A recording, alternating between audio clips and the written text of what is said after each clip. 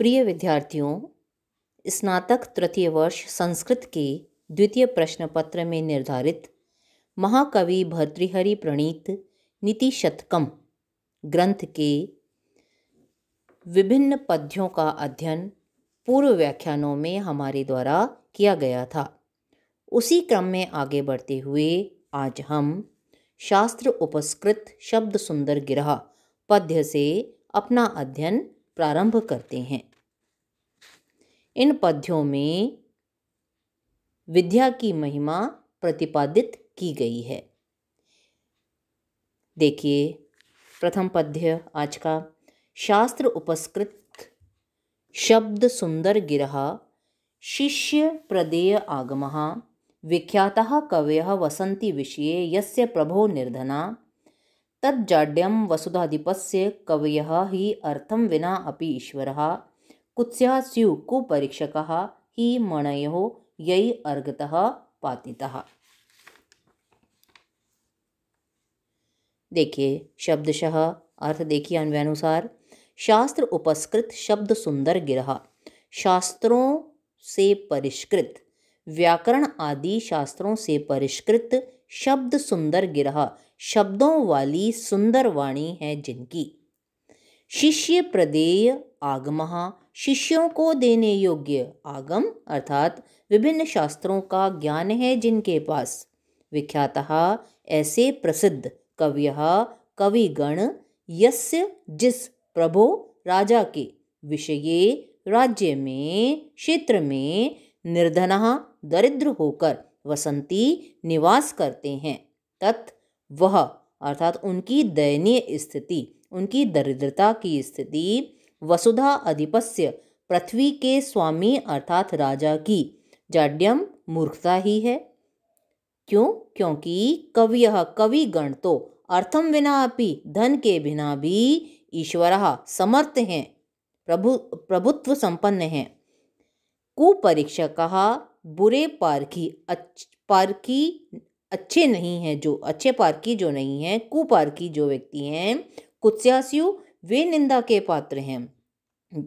यही जिनके द्वारा मणयः रत्नों को अर्घतः मूल्य से पातितः गिरा दिया गया है। कहने का अभिप्राय यहाँ पर ये कहते हैं, कवि कहना चाहते हैं कि रत्नों के पारखी यदि रत्नों की उचित कीमत को नहीं आंक पाते तो इसमें रत्नों का कोई दोष नहीं है, अपितु दोष किसका है?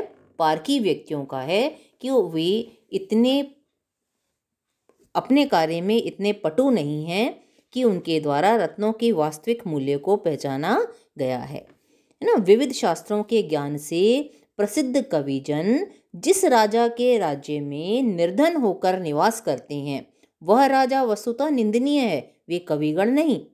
विद्वान निर्धन होने से भी कभी निंदित नहीं हो जाता है, अपितु वह स्थिति तो राजा की निंदा को ही द्योतित करती है, जिसने विद्वानों का उचित आदर नहीं किया है। मणि का मूल्य कम आंकने से कम नहीं हो जाता। जो मणि का वास्तविक मूल्य है वह पारखी द्वारा उसे गलत आंक लेने से कम नहीं हो जाता है। उसकी कम कीमत वस्तुतः उसकी कम कीमत बतलाने वाला पारखी ही निंदा का पात्र या अयोग्य माना जाता है। तो यहाँ क्या कह रहे हैं ये कि विद्वान चाहे किसी भी स्थिति में रहें, वे प्रभुत्व संपन्न होते हैं। वे तो अपने बनाए हुए साम्राज्य के स्वयं राजा होते हैं। राजाओं को उनकी विद्वता की कद्र करनी चाहिए, उनकी विद्वता का आदर करना चाहिए। अगला पद्य देखिए। हर्तुः याति न गोचरम किमपि शम पुष्णाति यत् सर्वदा अपि अर्थिभ्यः प्रतिपाद्यमानम अनिशम प्राप्नोति वृद्धिं पराम कल्पान्तेषु अपि न प्रयाति निधनम विद्याख्यम अंतर्धनम येषां तान् प्रति मानम उज्जत नृपः कह तै सह स्पर्धते। विद्वान व्यक्ति का आदर करना चाहिए। राजाओं को चाहिए कि वे सदैव विद्वत जनों का सम्मान करें। इस बात का यहाँ पर कवि भर्तृहरि द्वारा उपदेश दिया गया है। क्या कहते हैं देखिए शब्दशः। यत् जो, हर्तुः चुराने वाले के, चोर के, गोचरम दृष्टि पटल में न याति नहीं आता है, चुराने वाला व्यक्ति या चोर जिसे देख नहीं सकता है। सर्वदा हमेशा किमपि किसी, शम अनिर्वचनीय कल्याण को पुष्णाति बढ़ाता है, वृद्धि करता है, सदैव अनिर्वचनीय कल्याण की जो वृद्धि करने वाला है। अनिशम निरंतर, प्रतिपाद्यमानम दिए जाने पर भी, पराम वृद्धिम अत्यधिक वृद्धि को, प्राप्नोति प्राप्त करता है, जितना दिया जाता है उतना ही यह विद्यारूपी धन बढ़ता जाता है।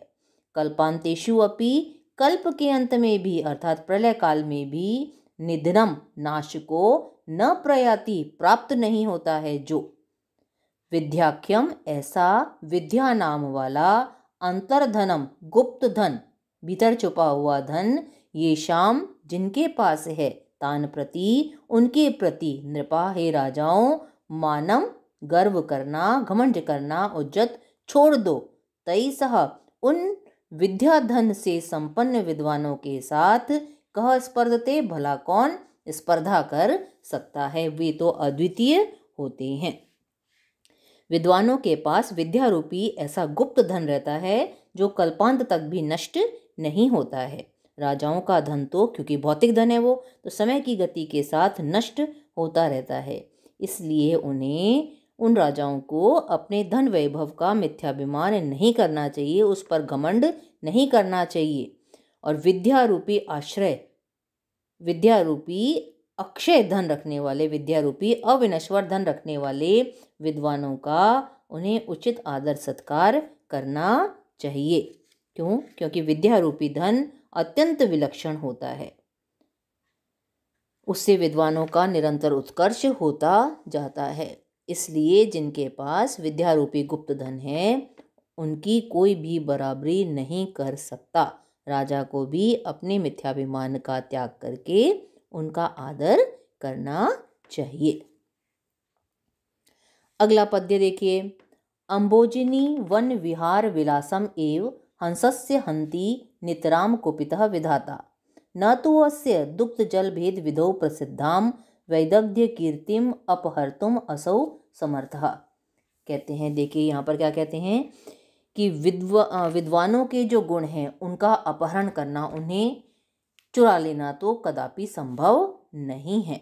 और यहाँ पे ब्रह्मा जी का उदाहरण दे रहे हैं। क्या कहते हैं कि किसी कारणवश क्रुद्ध होकर राजा विद्वानों का तिरस्कार तो कर सकता है, उनका निरादर कर सकता है, उनकी भौतिक संपत्ति को छीन सकता है, परंतु वह उनके सद्गुणों का अपहरण कभी भी नहीं कर सकता। इसके लिए उन्होंने हंस के नीर शीर विवेक का उदाहरण देते हैं। देखिए शब्दानुसार, देखिए अन्वयानुसार। नितराम अत्यधिक कुपितः, क्रुद्ध होने पर, विधाता ब्रह्मा संसार को बनाने वाले, हंसस्य हंस के, अम्भोजिनी कमलिनी, वन में विहार क्रीड़ा करने के, विलासम आनंद को, एव ही हंति नष्ट कर सकता है। तो किंतु असौ वह विधाता, अस्य इसकी, इस हंस की, दुग्ध जल भेद विधौ, दूध और जल को पृथक करने की विधि में, सप्तमी एकवचन है, विधि में, प्रसिद्धाम प्रसिद्ध विख्यात, वैदग्ध्य कीर्तिम चतुरता की कीर्ति को, निपुणता की कीर्ति को, अपहर्तुम नष्ट करने में, अपहरण करने में, न समर्थः समर्थ नहीं होता है। ब्रह्मा का वाहन हंस और आसन उनका कमल है। यदि किसी कारणवश ब्रह्मा हंस पर क्रुद्ध हो जाएं तो वे उसके कमल वन में विचरण करने के सुख को समाप्त कर सकते हैं। अर्थात जो स्वच्छंद विहार करने का जो उसका सुख है उसको चाहे भी नष्ट कर दें, प्रतिबंधित कर दें, परंतु वे उस हंस की दूध और पानी को अलग अलग करने का जो स्वाभाविक गुण है, जो विलक्षण क्षमता है, नीर शीर विवेक का जो उसका गुण है, उसे नहीं रोक सकते हैं। उसी प्रकार से नाराज हो जाने पर, क्रुद्ध हो जाने पर राजा किसी विद्वान के स्वच्छंद विचरण करने पर तो प्रतिबंध लगा सकता है, परंतु वह उसकी विद्वता की जो प्रसिद्धि है संसार में, उसको कभी भी नहीं रोक सकता है।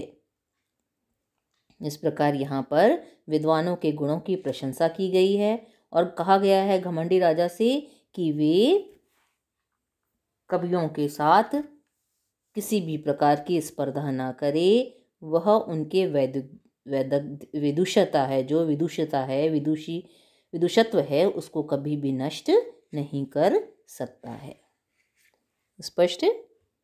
अब अगले पर आइए, क्या कहते हैं। अगला पद्य है आपका, केयुराणी न भूष्यन्ति पुरुषम हारा न चंद्रोज्ज्वलः न स्नानं न विलेपनं न कुसुमं न अलंकृता मूर्धजा वाण्येका समलंकरोति पुरुषम या संस्कृता धार्यते क्षीयन्ते खलु भूषणानि सततम वाग्भूषणम भूषणम।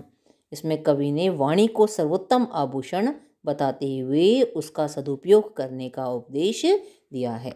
देखिए अन्वयानुसार अर्थ देखिए शब्दशः। केयुराणी बाजूबंद, बाजू पर पहनने वाले जो आभूषण होते हैं वे पुरुषम पुरुष को, व्यक्ति को, न भूषयंती सुशोभित नहीं करते हैं, अलंकृत नहीं करते हैं। चंद्रोज्ज्वलः हारः न, और न ही चंद्रमा के समान उज्ज्वल ददीप्यमान हार ही सुशोभित करते हैं।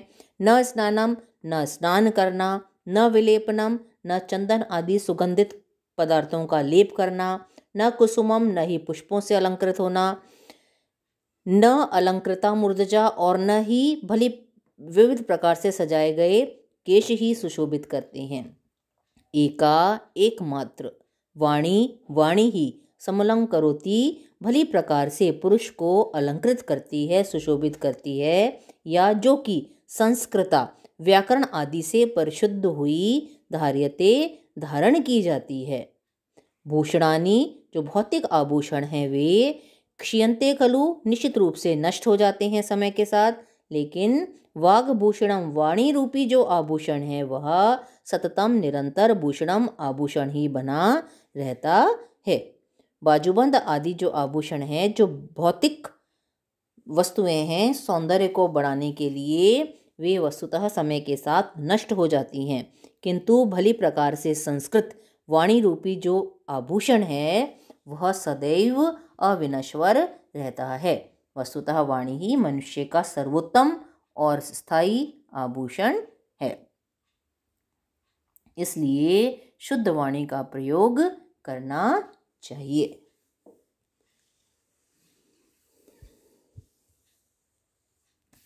स्पष्ट है। अब इन पद्यों को अच्छी तरह से आप पढ़िएगा, अगर कोई समस्या आती है तो पूछिएगा। कल हम इसी क्रम में आगे बढ़ेंगे।